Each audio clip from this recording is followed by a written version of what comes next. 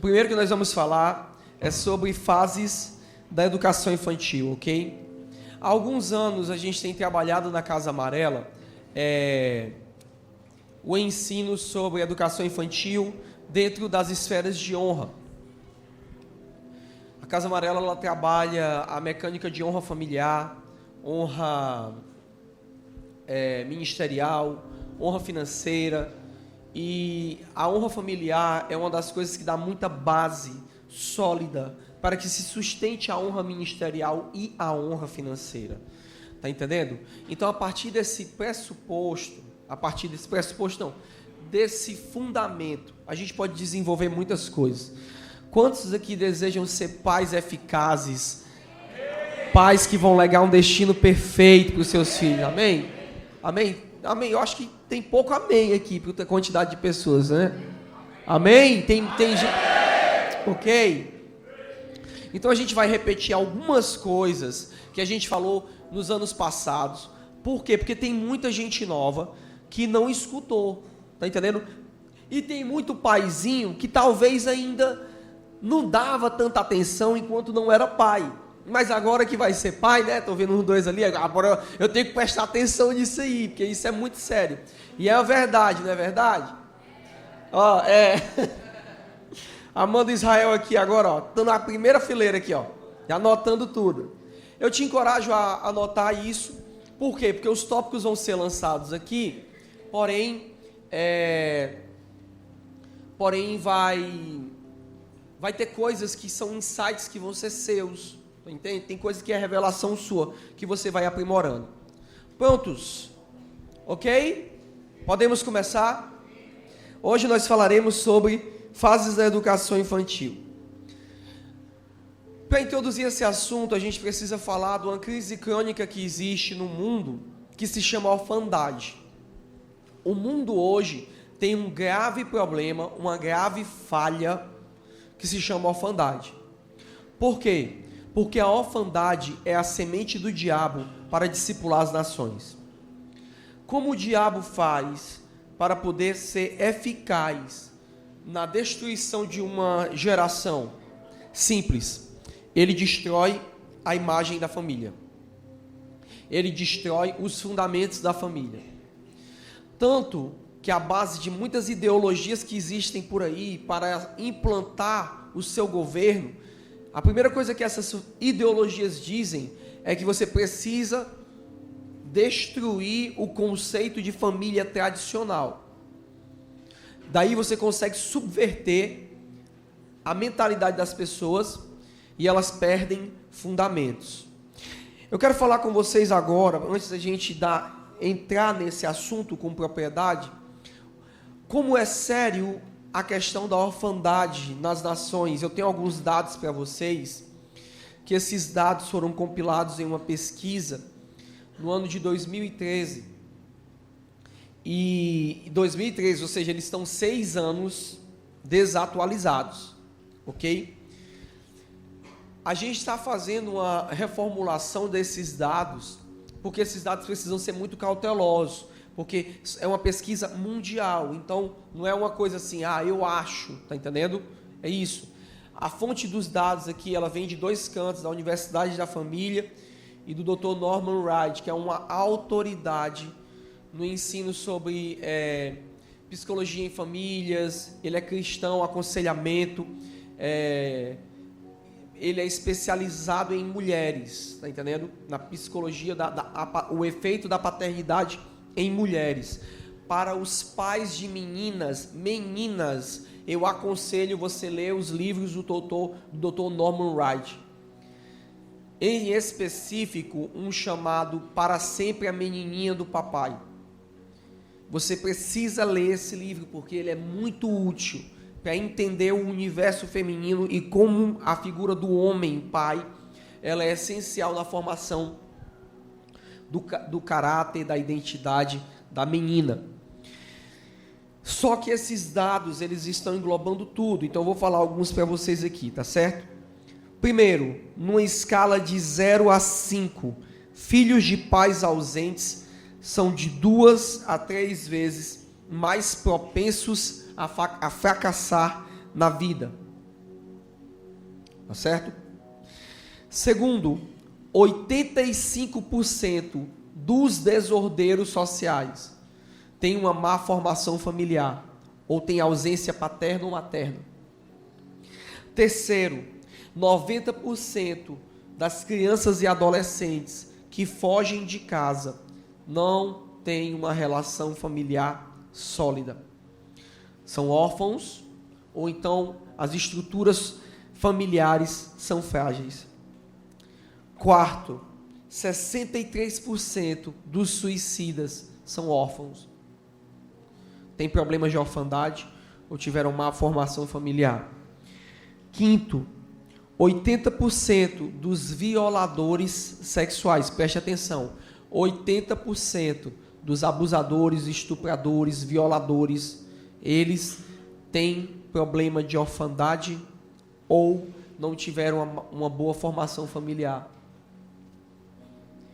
Sexto, 92%, isso aqui é o que mais me assusta, 92% dos casais que se divorciam, 92%, vieram do ambiente de orfandade ou de uma casa que experimentou divórcio. Divórcio, orfandade e má formação familiar são a causa de todos esses danos aqui. Isso aqui é uma pesquisa séria, são dados muito sérios. É interessante você entender que a partir da década de 80, o número de divórcios começou a crescer e começou a ser cultural. É comum você chegar hoje dentro do ambiente escolar e entre os amigos eles conversam, a maioria deles na fase de adolescência, os pais são divorciados. Eu não vou fazer isso aqui para gerar constrangimento, mas se eu perguntar quantos aqui são filhos de pais divorciados, ou quantos aqui vieram de famílias disfuncionais? O que é uma família disfuncional? É uma família que ela não é estruturada conforme um modelo e um padrão social correto. O pai, a mãe. É uma família que nasceu, os pais se divorciaram, o filho cresceu com a mãe, o filho cresceu com a avó. Ou então o modelo familiar também é disfuncional, porque entenda, o fato de estar casado não significa que é funcional. Por quê? Porque você pode ter um pai e uma mãe, e a família disfuncional, por quê? Porque quem coloca as cartas na manga, quem luta pela casa é a mulher. E eu não vou imputar essa culpa à mulher, porque muitas mulheres estão tendo que levantar as mangas e lutar pela família. Por quê? Porque os homens são passivos, irresponsáveis, choramingam. Só que isso cria uma disfunção familiar, principalmente na formação de meninos. Porque na formação de meninos vai acontecer uma coisa: o menino que cresce vendo a figura de um pai passivo, ele também vai ser um produto passivo na sociedade. E quando for na hora de lutar pela sua casa, pelos valores e para estabelecer a sua casa, isso é uma coisa que a pós-modernidade pode querer dizer o que for, mas homem, deixa eu te dizer uma coisa, você vai ter que lutar pela sua casa. Você vai ter que lutar. Eu quero logo te informar uma coisa, vão ter que te dizer, em algum momento da sua vida, você precisa reagir. Então, eu prefiro que seja eu. Reaja e lute. A vida, ela não é tão simples, mas ela pode ser bela, mas ela é dura. Tá entendendo? Eu me considero o pastor mais feliz do mundo. Eu sou um homem feliz. Felicidade é um fruto, é um dom, e Deus me deu. Mas o fato de eu ser feliz não significa que é fácil. Talvez eu entendo que talvez uma das consequências da minha felicidade é justamente eu entender que não é fácil. Por isso não me frustro. E por não me frustrar, vou levando a vida. Amém? Mas vejam como esses dados, eles são perigosos. Olha isso, gente. 85% dos desordeiros sociais. Então, quando você passa por uma situação do divórcio, você tem que questionar isso aqui, ó. Qual o fruto que isso vai produzir? 90% das pessoas que fogem de casas, elas estão fugindo por quê? Por causa de disfunção, por causa de divórcio, por causa de orfandade. A gente vem numa cultura do Nordeste de homens que engravidam 5 mulheres aí aleatoriamente e tem uma esposa, fora a esposa. Você escuta, eu escutei.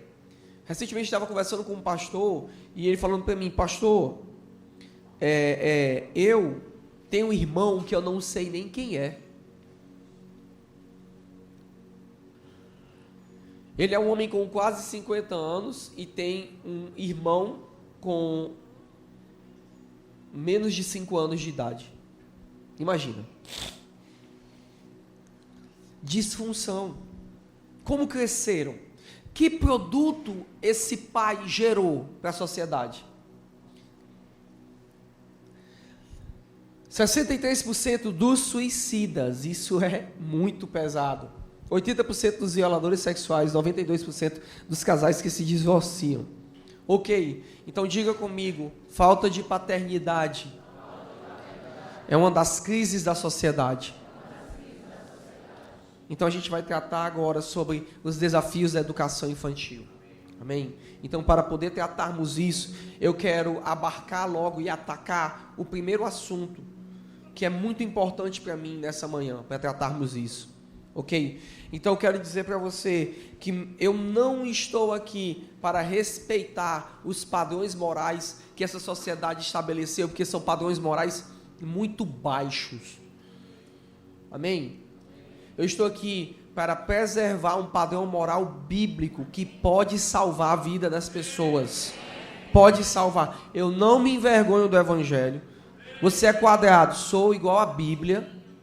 Tá bom? Não tenho vergonha, porque a nossa sociedade, o mundo ocidental, ele foi fundamentado em cima desses valores.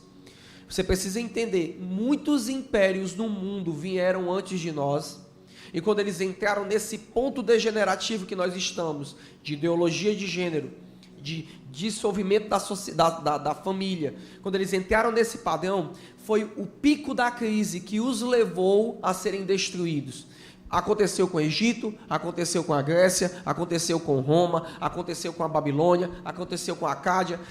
Todas essas sociedades, quando chegaram na curva da falta de identidade, ou que se chama até uma ativista, Camille Desplages, se eu não me engano, ela diz, isso não sou eu, é uma ativista não, é uma cientista social lésbica que disse isso, tá bom? E ela não é crente, ela disse isso. Quando essas sociedades chegam na curva, onde não se define mais o que é gênero, o que é homem e o que é mulher, onde a sexualidade começa a tomar conta, tá entendendo? E determinar o padrão moral de uma sociedade, ali é o princípio da destruição daquela sociedade. E nós estamos com um ataque contra o mundo ocidental moderno. Nós estamos chegando nessa curva. Por isso me levanto contra. Por isso me levanto contra.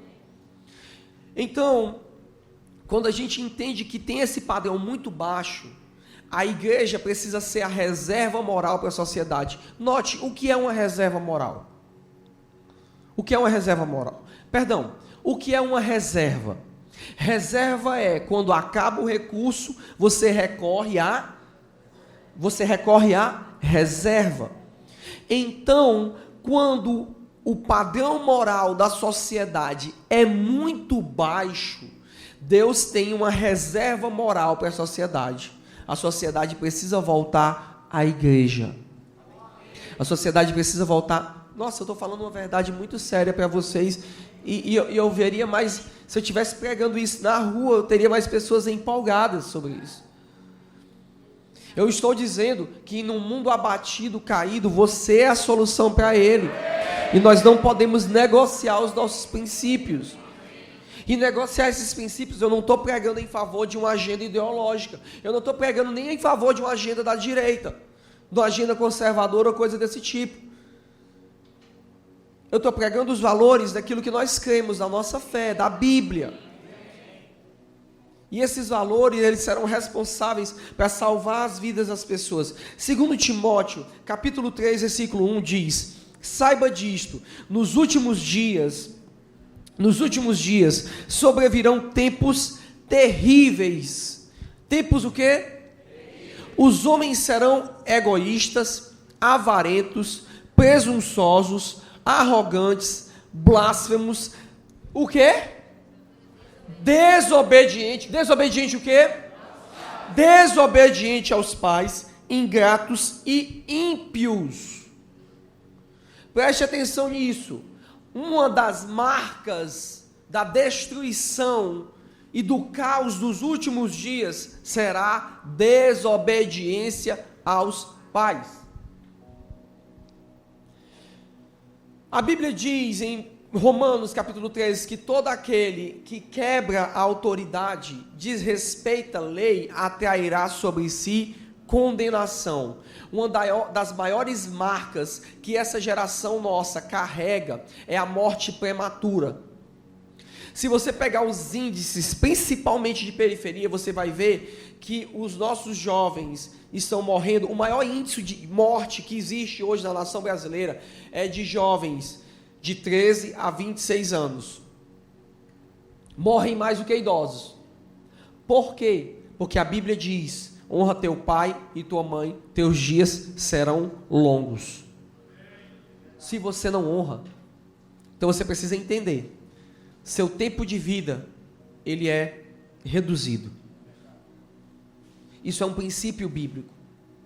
Então nós precisamos entender que a marca da desobediência é uma marca que ela está roubando a vida das pessoas. Não é simplesmente impor às pessoas, se submetam, sejam obedientes. Não, é explicar, ei, a obediência ela tem uma consequência. A consequência é prosperidade, a consequência é felicidade, a consequência é êxito, a consequência é tudo isso. Mas a consequência da rebelião vai ser um preço muito caro. Se eu perguntar aqui, quantos aqui perderam amigos por tráfico? Quantos aqui perderam amigos na violência? Quantos aqui perderam amigos em acidente de carro que não eram para ter morrido? Por que morreram? E você vai ver o histórico de muitas dessas pessoas, elas carregavam uma marca de rebelião e desobediência. Amém? Então, eu já entendo, a partir desse pressuposto, essas são as marcas. Voltemos ao texto. Sem amor pela família, irreconciliáveis, caluniadores, sem domínio próprio, cruéis e inimigos do bem. A gente precisa entender algo. Pergunte para a pessoa que está do seu lado, pergunte assim: você sabe onde começa a rebelião? Vamos lá. Pergunte para mim agora, você sabe onde começa a rebelião? Eu sei. A rebelião começa, preste atenção, a rebelião começa na birra. Ninguém é rebelde aos 20 anos, começou numa etapa. E a birra é uma das manifestações do espírito do anticristo. Você precisa entender que quando aquela coisinha linda, fofinha, com bochecha rosadinha, se joga no chão e esperneia chorando, batendo no chão, você precisa entender que ali é uma manifestação primária de uma unção maligna chamada espírito do anticristo. Eu quero falar da origem da birra e ela tem duas marcas, eu quero tratar com vocês. Primeiro, a birra, ela nasce da natureza pecaminosa do velho Adão. Então não tem nada a ver se a índole da criança é boa ou ruim. Diga comigo, toda criança, ela vai nascer com birra. Por quê? Porque é a natureza de Adão. Todo mundo fala assim, é um anjinho. Não, não é um anjinho. Aquele anjinho, se ele tivesse 2 metros de altura e 300 quilos, quando você tirasse o brinquedo, a mamadeira dele, ele te rasgava no meio. Veja a raiva que eles têm, começa no mamar. Tu não quer dar mais um mamar, acabou, eles ficam loucos.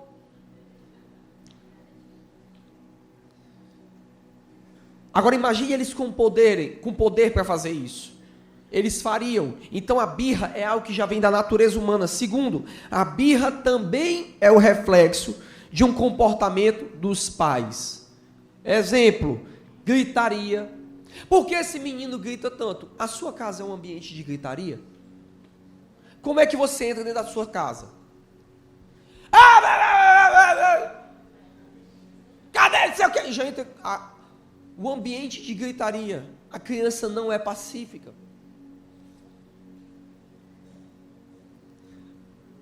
Diabo de mulher burra, cadê a camisa? Está na casa da tua mãe. Aí o menino vê, ele vê. Aí tu fica com aí na casa da tua mãe, a minha mão nos teus beijos. Ele vê. Essa casa é um inferno. E ali vai estar cheio de demônio. Inclusive um deles é seu filho. Porque você está determinando. Eu digo, a minha casa é uma extensão do céu. Minha casa é o reino de Deus está aqui. Está entendendo? A mulher fala uma coisa com o cara sai com raio, pega a porta e blá! Ele está vendo. Aí depois, Joãozinho vai fazer aquilo dali. Não. Plá! Onde é que esse menino aprendeu isso? O cearense tem uma mania, ele se chateia, ele fala aquela palavra com M, Eu sei que em alguns cantos do Brasil, você que está me assistindo, é um palavrão, mas aqui não é. Tanto que eu respeito você, eu não falei, tá bom? Tá certo você que está assistindo a gente no YouTube? Só que aqui no Ceará, não é. A gente fica com raiva, né? Levanta para... Aí a gente fala... E um dia a gente falou essa palavra lá em casa, aconteceu alguma coisa. A gente falou essa palavra. Aí o Guilherme olhou para nós e fez assim, mé. Aprender outra coisa não aprende não, né? Mas o velhadão, ele aprende o que não presta bem facinho. Bem facinho. Amém? Então, manipulação. Se você vê a mãe manipulando o pai, ela vai aprender. Eles vão aprender tudo, não se engane, eles são extremamente articulados. O crime se organiza. Você precisa entender, é sério com eles. Tá bom? E por último, mentira. Então, a primeira origem, a origem é do velhadão, e a segunda, o reflexo do que ele tem dentro de casa. Ok? Aí agora a gente vai entender... Se você permite que isso aconteça, você permite, eu quero te falar das consequências. Não, mas o bichinho, tá bom, vou te falar das consequências, tá bom? Se você permite, se você faz vista grossa, se você acha que o tempo vai melhorar isso, eu quero te explicar a consequência disso, tá bom? Primeiro, não sei se o Gabriel, desenvolverá um caráter fraco, aprendeu a usar o choro como arma. Ele aprendeu que tudo que ele conquista pelo choro. Ele vai se tornar fraco. Vai aprender a manipular pelas emoções. Vai desenvolver uma coisa chamada síndrome de Peter Pan. Você sabe o que é síndrome de Peter Pan? Diga, pessoas adultas, mas que não amadureceram. Você já viu? O cara tem 50 anos. Mas ele não é maduro. Quando você fala com ele, ele é um adolescente. Quando você não dá para ele o que ele quer, ele fica frustrado, ele faz bico, ele chora, ele faz qualquer coisa. Por quê? Porque ele não passou por frustrações na fase da infância. Adivinha quem é a primeira pessoa a frustrar uma criança? Os pais. Pode ficar tranquilo, eles não vão morrer. Às vezes o Guilherme quer sair, porque é assim, se deixar quer passar o dia todo no meio da rua. Não, ou então assistindo televisão. Então quando dá a cota de TV, desligo. Calma, você vai superar essa frustração. Você vai superar. Te garanto. Vai doer, mas vai passar. Aí ele já olha para mim e vê que não vai vencer, sai e vai inventar outra brincadeira. Segundo,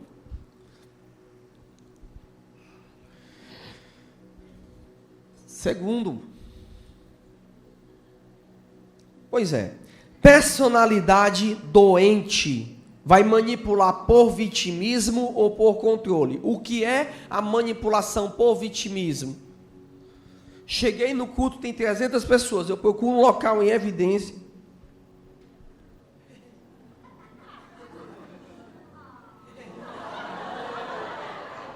Olhinho do Shrek, do gatinho. Tá entendendo? E o pior é que eu já vi caras, um cara com 60 anos de idade, fazendo isso, gente. É, pessoal, é verdade. E é verdade. É sim, senhor. Mas quem me contou não foi o pescador, não. Foi o pregador. E eu já vi. Manipula, se vitima. Tá entendendo? Chega dentro de casa, tem o dinheiro contado do mês, aí chega dentro de casa, não dá para ele comprar aquela coisa que ele precisa, né, para sobreviver. A camisa nova do time dele, tá bom? Aí entra em casa, que foi? Nada não. Ou manipula por vitimismo ou manipula por controle. Ele traça, calcula e planeja coisas para levar até onde ele quer. Manipula pessoas. Eu tenho muito problema com manipuladores. Porque assim, eu só tenho a cara e o andado de bobo. Mas quando chega alguém querendo armar para cima de mim, eu já percebo. Sabe, aquela pessoa que vem com bajulação, vem com... Porque ele quer te tirar alguma coisa, você precisa ter muito cuidado. Porque isso é formado a partir de permitir a birra. Terceiro, o indivíduo é despreparado para o convívio social. Você já parou para prestar atenção que toda criança que os pais permitiram ela fazer birra, ela não sabe lidar com o convívio social? Eu aprendi uma coisa: todo leão em casa é um cordeiro na rua. Todo leão. Em casa dá o dedo pro pai, em casa briga com a mãe, no meio da rua, qualquer cachorro que passa taca a mão na cara dele. É desse jeito. Agora, quando você tem um cordeiro em casa, amigo, na rua você tem um leão. É um princípio básico de menino. Alguém quer aprontar contigo, vem um maioral, vem um marmanjão querer impregnar algo a partir de uma linguagem de violência. Aquela criança que foi disciplinada dentro de casa, ela olha logo assim: ó, tu não é meu pai não. Viu? Tu não é meu pai não. Venha. Entende? E o que é que acontece? Os sistemas são diferentes.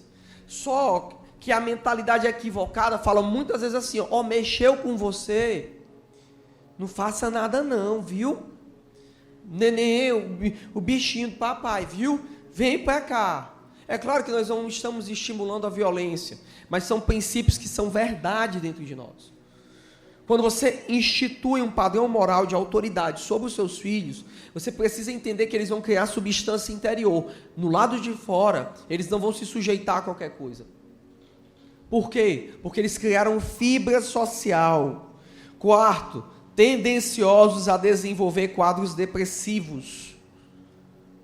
Por quê? Porque ele não sabe lidar com as adversidades da vida. Quinto, tendencioso à marginalidade, por causa da falta de limites. Quando você não estabelece limites para a criança, ela vai achar que ela pode fazer qualquer coisa e ela não sofrerá danos. Daí, como nós vamos reverter isso?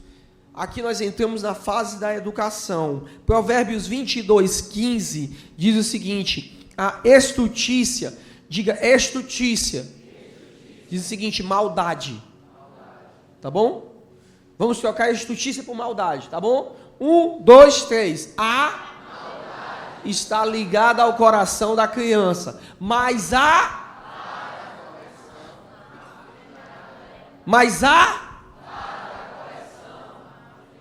o que, meus irmãos? Afugentará dela. O que eu estou querendo dizer com isso? A Bíblia não está dizendo assim, ó. Ai meu Deus, toda criança é boazinha. Sim, a criança ela tem uma natureza de inocência. Ela não tem a natureza de saber o que é bom, o que é mal. Mas o gene pecaminoso de Adão já coloca uma coisa chamada maldade dentro dela. E a Bíblia fala que a vara da correção afugentará dela. Pronto, pastor, já separei um cipó de goiabeira. Quando eu chegar lá em casa, hoje eu lasco. Calma, amados, calma. A Bíblia está falando que é a vara, mas não é toda vara. Qual vara? Qual vara? E a correção tem níveis. Aconselhamento, disciplina, por último, vara. Entende?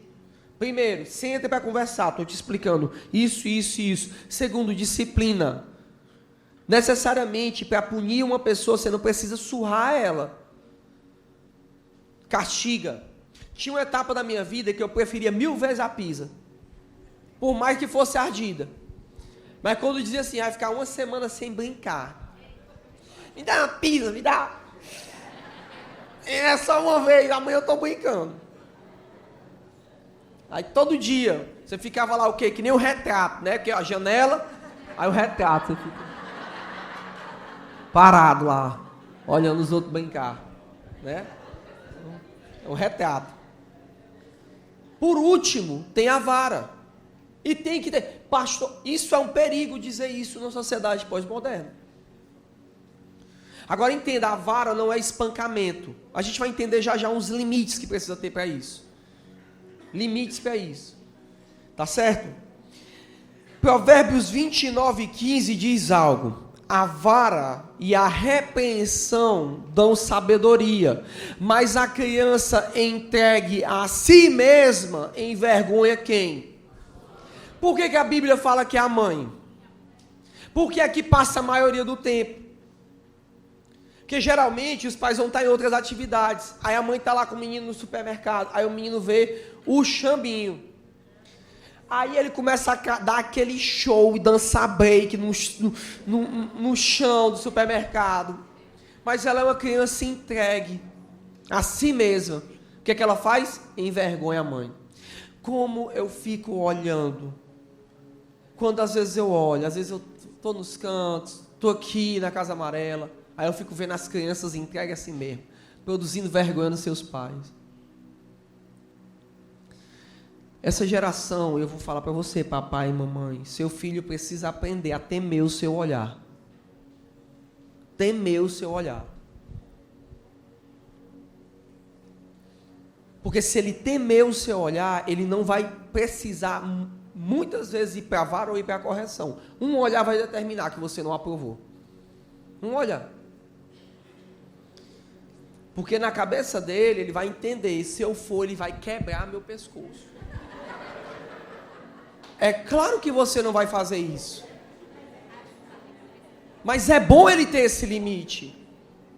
Por quê? Porque isso será saudável para ele. Ele vai entender, quando ele chegar dentro de um contexto social, ele não vai ser aquela pessoa irresponsável que sai lesando todo mundo e não presta contas com ninguém. Ele vai criar temor. Mas não, eu não quero. Eu vou te dizer uma coisa, e eu vou sair aqui um pouquinho do eixo da palavra de hoje. Sabe qual é o problema que essa geração tem? E agora eu vou entrar, joga a luz na galera. Eu vou te falar, sabe qual é o problema que essa geração de pais tem? O problema que essa geração tem, vocês são narcisistas. Vocês amam as suas imagens. Vocês têm um apreço pela imagem de vocês. Sabe por quê? Porque vocês querem ser legaizinhos. Vocês querem que os filhos de vocês cresçam e digam assim, meu papai era melhor. Ai, meu papai é o melhor do mundo. Você colocou para você uma imagem que você quer ser melhor do que o seu pai, melhor do que a sua mãe. E você esqueceu que você é um formador social. Você esqueceu que você é uma pessoa chamada para tratar alguém. E quando eu estou falando disso, eu não estou falando de violência. Eu estou falando de amor, e o amor corrige. O amor corrige. Quantas vezes a minha mãe e meu pai não precisaram de vara para me corrigir, mas uma conversa me doeu mais do que uma surra. Mais. Porque você, quando corrige a criança, ela fica irada, ela fica louca. Ela tem raiva. Quantas vezes eu levei uma surra e disse, eu vou me embora, vou fugir daqui de casa. Talvez você pensou isso. Eu queria ser filho de fulaninho. Né? Só que esse tipo de coisa deu fibra para você. Te tornou uma pessoa de bem. te castrou de um bocado de coisas na vida. Então, se tem uma coisa que eu vou dizer para você, não ame a sua imagem, deixa de ser covarde, não ame sua imagem, não queira pagar uma de bonitinho, você não tem a obrigação de ser uma pessoa, você não tem a obrigação de ser uma pessoa legal para o seu filho, você tem a obrigação de ser pai. Tem coisas que seu filho não vai entender, porque a imaturidade ela é ingrata, ela é ingrata.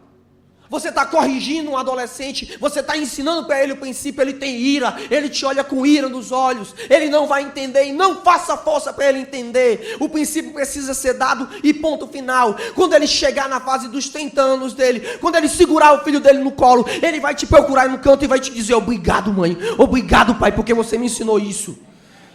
Porque agora eu entendo, eu sei qual é o valor disso, e você terá formado uma pessoa de valor, e essa pessoa vai conseguir transferir os valores que você plantou nela em outra pessoa. Em outra pessoa.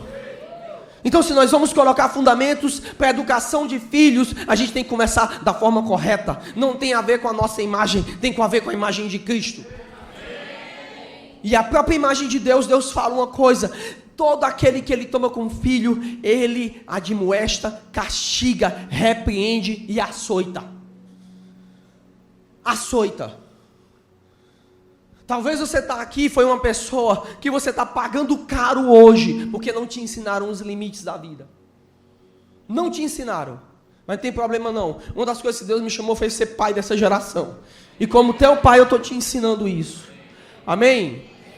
Então, entendendo isso, eu quero falar para você de 5 leis da correção infantil. Ok? Como eu posso corrigir o meu filho de uma forma correta? Como usar a vara da correção de uma maneira correta? Ok?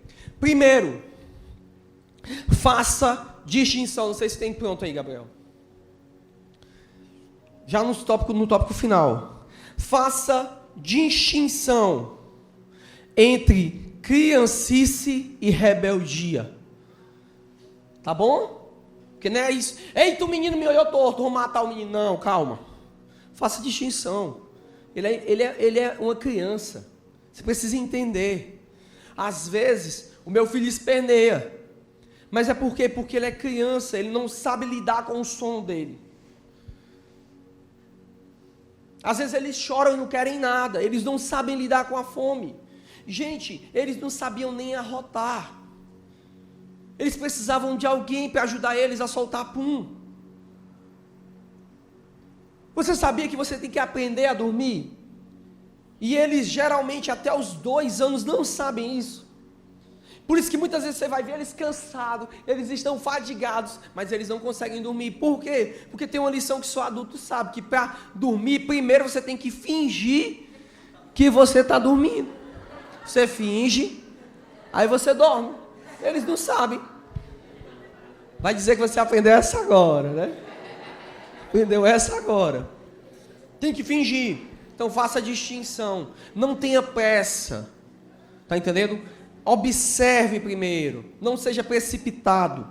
Segundo, isso a gente falou na semana passada, toda correção deve gerar aprendizado. Se não houver aprendizado,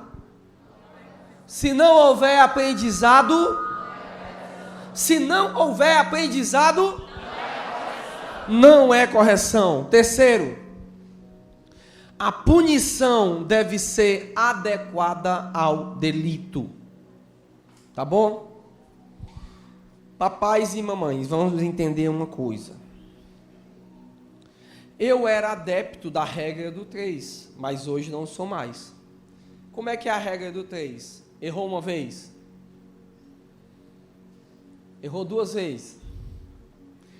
Quando chega a segunda, passou a cega, findou o verão e você não está salvo. Porque vai acontecer a terceira. Né?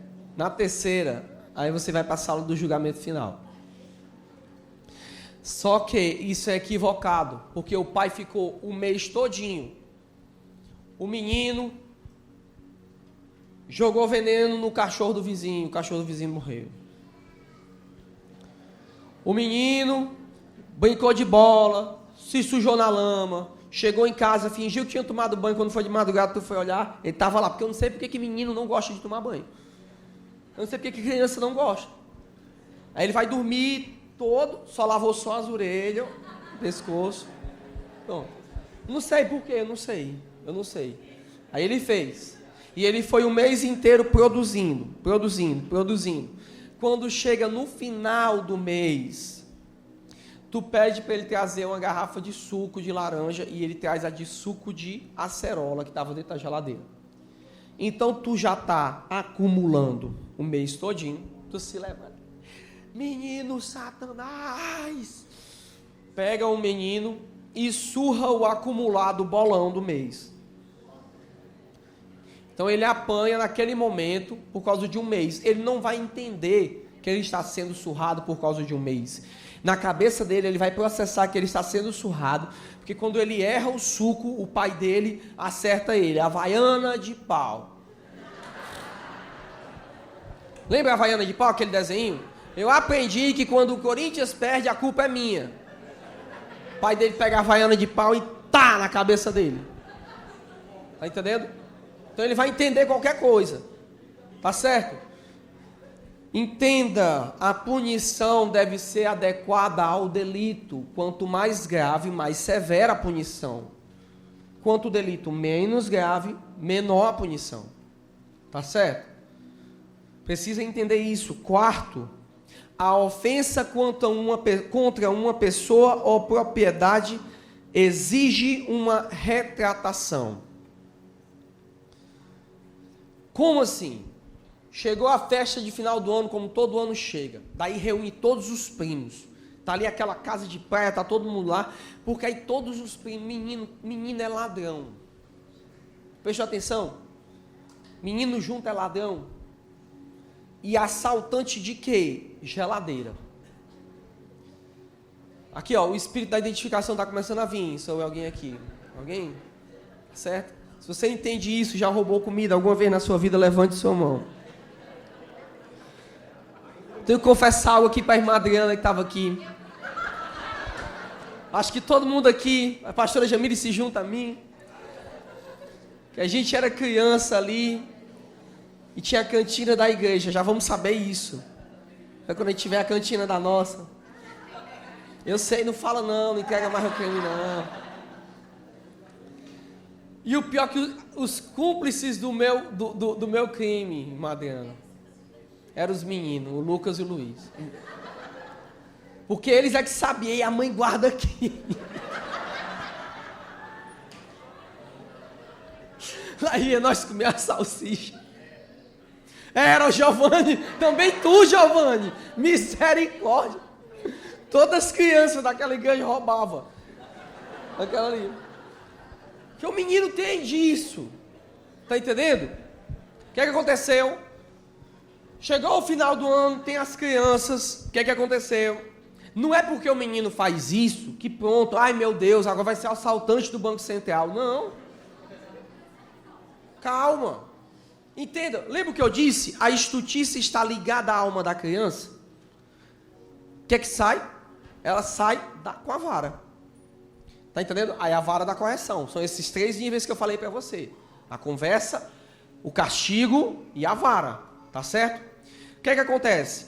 Esse grupo de primos chegou no final da festa, antes da festa, pegou os refrigerantes e saíram para a rua e chamaram os amigos à rua e beberam todos os refrigerantes da festa. Tá entendendo? E a festa vai ser amanhã. E o que é que acontece? Chegou a hora da festa. O que é que tem? Não tem. Qual a atitude que o pai teve? Chamou todos eles e ele poderia chegar e simplesmente brigar e deixar por fora. Entenda uma coisa. Diga comigo, todo prejuízo social precisará de reparo. E a gente tem que ensinar, ainda que seja criança. Tem que ensinar. O tio chamou eles e disse: eu vou comprar os refrigerantes, mas vocês vão pagar. Vocês vão trabalhar a semana que vem inteira, juntando reciclagem, para poder pagar os refrigerantes que vocês beberam. E ali, aquelas crianças trabalharam, ganharam mais. Compraram refrigerantes para eles, ainda compraram os refrigerantes que tinham tirado. ali ficou uma lição. Quando eu causo prejuízo a alguém na sociedade, eu ressarço. É por isso que a gente tem uma geração que a gente deixa o carro estacionado no shopping, o cara vai dar ré, bate e vai embora. Por quê? Porque ele não foi ensinado que precisa de reparo social. Estão comigo? Quinto, se houver prejuízo financeiro, a criança precisa ajudar a restituir o que nós falamos aqui. Amém? Se nós seguirmos esses princípios, Isaías 65, 23 diz: que colheita nós vamos ter? Não labutarão inutilmente, nem gerarão filhos para a infelicidade, pois serão um povo abençoado pelo Senhor, eles e os seus descendentes. Deus abençoe sua vida. No segundo tempo a gente volta já já. Amém?